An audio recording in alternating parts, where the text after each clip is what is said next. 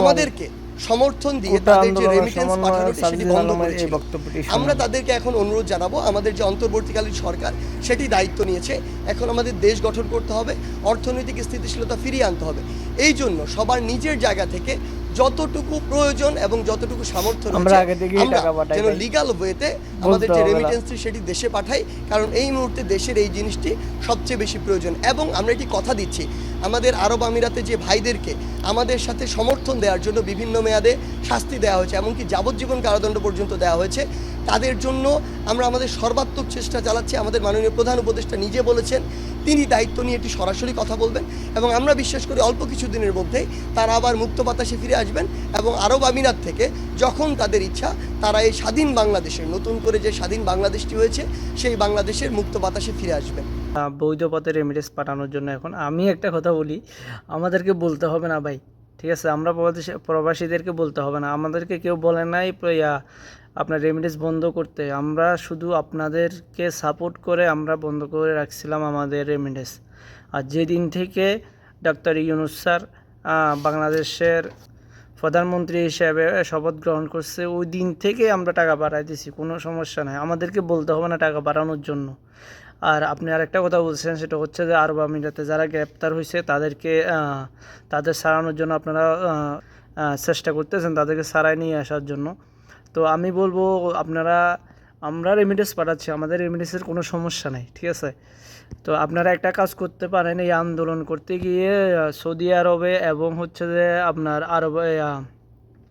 দুবাইতে, হ্যাঁ দুবাইতে যারা গ্রেপ্তার হয়েছে, যাদেরকে বিভিন্ন মেয়াদে শাস্তি দেওয়া হয়েছে, সো তাদের নিয়ে একটু কাজ করেন, তাদেরকে যত দ্রুত সম্ভব তাদেরকে ছাড়ানোর ব্যবস্থা করবেন আপনারা। আমরা এইটা আপনাদের কাছে বলে দাবিটা জানাতে চাই আমরা সকল প্রবাসীর পক্ষ থেকে।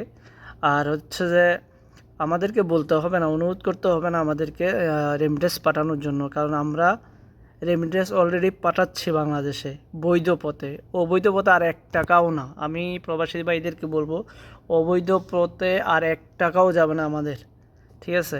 আপনারা যত সম্ভব বৈধ পথে টাকা পাঠান, ঠিক আছে? এখন বাংলাদেশে, কারণ বাংলাদেশে এখন আমাদের টাকার খুব প্রয়োজন, রেমিটেন্সের খুব প্রয়োজন, কারণ আমাদের এই টাকা দিয়ে আমাদের বাংলাদেশের চাকা ঘুরে, ঠিক আছে? বাংলাদেশের চাকা ঘুরে। সো আমি আপনাদেরকে অনুরোধ করতেছি, আমিও, সো আপনারা বৈধ পথে টাকা পাঠাবেন। আর আমি সার্জিস আলম ভাইকে আমি একটা কথা বলতে চাই, আপনারা অনেক করছেন আমাদের জন্য, সো আমি আপনাদের কাছে এখন আমাদের একটাই দাবি, সেটা হচ্ছে যে আমাদের দুবাইতে এবং সৌদি আরবে যেই ভাইরা আন্দোলন করতে গিয়ে যারা গ্রেপ্তার হয়েছেন বিভিন্ন মেয়াদে, যাদেরকে শাস্তি হয়েছে, তাদেরকে অতি দ্রুত ছাড়ানোর ব্যবস্থা করেন প্লিজ। আপনারা এই কাজটা যত দ্রুত করবেন তত দ্রুত ভালো আমাদের ভাইদের জন্য।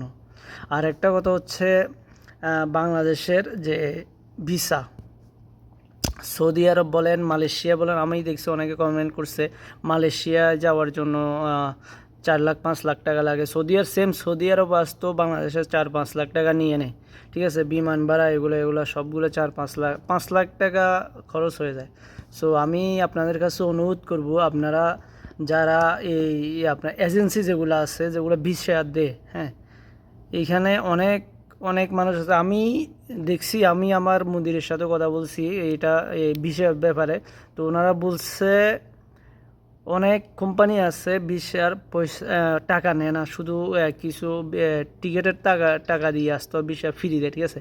আর অনেক আছে আমাদের বাঙালির মধ্যে কিছু আছে যারা হচ্ছে যে আপনার ওই টাকার জন্য তারা কোম্পানি থেকে ফ্রি ভিসা নেবে, ঠিক আছে? কোম্পানি থেকে কোনো পয়সা ছাড়া ভিসা নেবে, ভিসা নিয়ে মানুষের কাছে বেশি দামে বিক্রি করে, ঠিক আছে?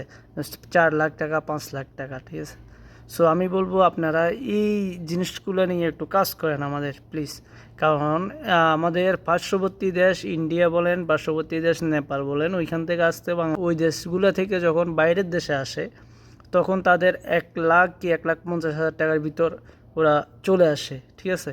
কিন্তু আমাদের দেশের আমাদের দেশ থেকে আসতে কেন এত টাকা লাগবে, ঠিক আছে? 4 লাখ 5 লাখ টাকা কেন লাগবে আমাদের দেশ থেকে আসতে? সো আমি বলবো যে এই বিষয়গুলো নিয়ে আপনারা একটু কাজ করেন, অতি দ্রুত এই বিষয়গুলো সলভ করেন, কারণ আমরা তো এত পিছিয়ে নাই, ঠিক আছে? আমাদের এত টাকা কেন লাগবে বাইরে দেশে আসতে? সো আপনারা এই বিষয়গুলো নিয়ে একটু কাজ করেন আমি বলবো। সো আমাদের প্রবাসী ভাই যারা আছেন সবাই ভিডিওটা শেয়ার করে দিবেন, কারণ হচ্ছে ভিডিওটা আমাদের ঊর্ধ্বতন কর্মকর্তাদের কাছে, যারা সার্জিস আলম, যারা আমাদের ভাইরা আছে বাংলাদেশে এখন আন্দোলন করছে যারা, তাদের কাছে পৌঁছায় দিবেন। সো ধন্যবাদ সবাইকে।